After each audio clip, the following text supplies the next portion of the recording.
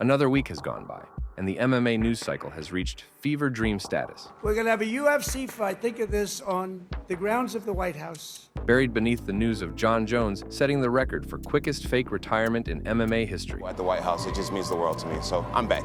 Dustin Poirier's main eventing his retirement fight on his home state of Louisiana. Hey, you too soft for the baddest man alive, bro. Give it up for Dustin Poirier, come on. Let's go! And Conor McGregor again and again getting headlines for all the wrong reasons. I can't quit staring at Conor's dick. I can't stop. An obscure welterweight fight gave Bulgaria's MMA scene its own bit of scandal. Reminiscent of Mike Tyson's infamous 1997 attack on Evander Holyfield, Bulgarian fighter Georgi Valentinov bit off a chunk of his opponent's ear and spat it out on the canvas. It all happened at MaxFight 62 in Sveti Vlas, Bulgaria, and broadcast on national TV. The main event featured 7-5 fighter Mitko Iliev, pitted against the 15-year veteran Georgi Valentinov. So on paper, this bout seemed like a clear mismatch, but the fight progressed in a different direction. Iliev imposed his distance with powerful low kicks while using his reach advantage, keeping Valentinov at bay and stuffing his takedown attempts. Valentinov overcommitted to take the fight to the ground early and gassed himself on the way, coming back to the second round visibly tired. Unable to mount any offense, Valentinov was starting to become an easy target for Iliev, who punished him with stiff jabs and counters. Another stuffed takedown attempt ended up in a clinch, and after being unable to take Iliev down, Valentinov saw his opening.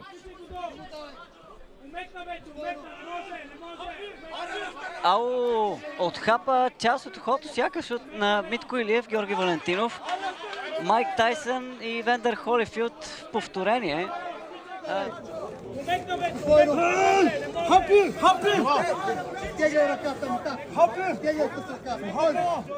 Iliev immediately protested as a stream of blood flowed down his neck, but the referee, despite being close to the action and hearing his complaints, unexplainably just broke the clinch and returned the fight to action. Valentinov attempted another takedown, only to get denied by a knee to the body and 3 right hands that knocked him down to the canvas. Тръгва да приключва Георги. Лява в целта. Georgi Valentinov е на път да изпадне от ринга на MaxFight. The round ended and the footage shows the commissioner's table as officials immediately started to debate about what had just happened. The broadcast then cuts to the fight commissioner. Принципът на честната игра беше нарушен. Познавам и двете момчета, от един и същи град сме. Уважавам и двамата, уважавам и Георги, уважавам и Митко. За мене спортът, казвам, че трябва да обединява. Това, което видяхме, заедно с колегите, които са от бокс и от кикбокс също, за нас тази среща с общо решение на съдиите от ММА и в подкрепа от колегите от бокс и кикбокс, обявяваме дисквалификация за Георги Валентинов. Аз не искам, тренирам подрастващи и съм национален треньор към Българска федерация по ММА. Аз не искам моите състезатели да играят по този начин и да бъдат нечестни в играта си. Хубава вечер на всички!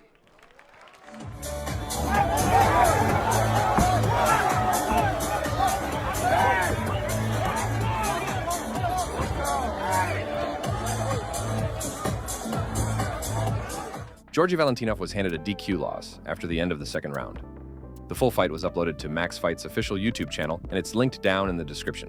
And as expected, the fight's comment section does not disappoint. The organization reacted immediately, issuing a statement banning Georgi Valentinov from participating in any event organized by MaxFight. However, the drama did not end there.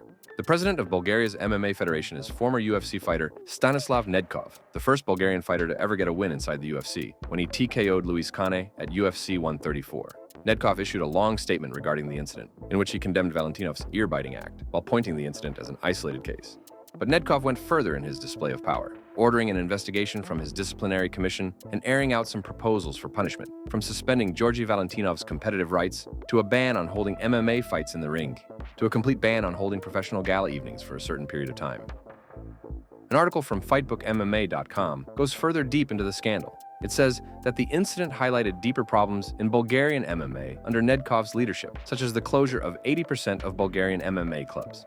As a matter of fact, more than 20 clubs have recently parted ways with the Bulgarian Federation and are calling for Nedkov's deposition.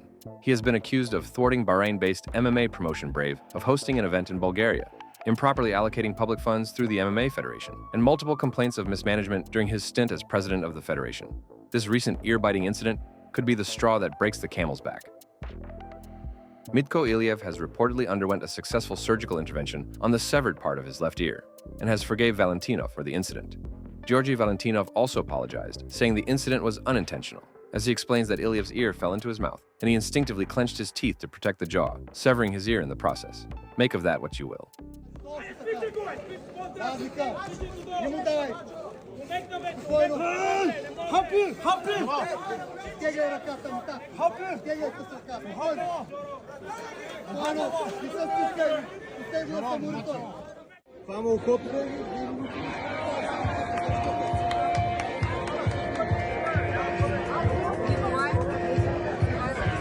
An obscure regional fight that would quickly be forgotten will now be among the most infamous finishes in MMA history.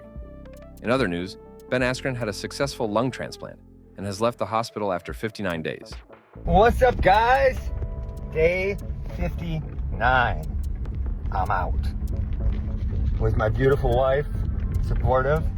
Man, that was a long journey, and it's not over because I still can't really walk. I reteach myself to do that, among many other things. But just a day after being home, Askren promoted a meme coin on his X account called Funky that was quickly rug-pulled after his public endorsement. Fans online assumed that using this dreadful moment to rug-pull his fans could only be a hack. But at the time of editing, this post is still up on Ben's account, along with more crypto-themed tweets later on. Strickland had his suspension extended until a full disciplinary hearing from the Nevada State Athletic Commission. The suspension stems from a temper tantrum at a Tough Enough event in Las Vegas in June, which is faithfully recreated by UFC lightweight Renato Money Moicano. Strickland in the corner, the guy gives the dick to him. Former UFC pound-for-pound great BJ Penn has shared a video on Instagram pleading for help from Dana White. This message is for Dana White and Lorenzo Fertitta. I need your guys' help. I've been pushed out. This is the house I grew up in, lived here my whole life. Fought in the UFC, became a world champion and all that stuff. And Mark Mashtroff, UFC gyms. I know we do really well to help promote the UFC gym companies. And just, that's it. That's the house right there. Show them again, the house I grew up with. I'm kicked out of the house. An army moved into all of these houses. I need your guys' help. They got me staying over here in this studio. Right here, if I go anywhere near the house up there, I try to get my dogs, get whatever I can. I'll be arrested. As of now, BJ has a restraining order filed against him from his mother, stemming from his recent multiple arrests and incoherent and threatening behavior. This has been the second episode of MMA Overlooked News. I'm Ragdoll MMA. Like the video if you liked the video, and subscribe to the channel for more obscure fight lore. If you want to further support the channel, consider joining as a member for just $2 a month. Thanks again. See you in the next one. You know, I've been through a lot in my childhood. I've been through a lot through my life. I've been through the highest peaks of Mount Everest to the death valleys of Death Valley.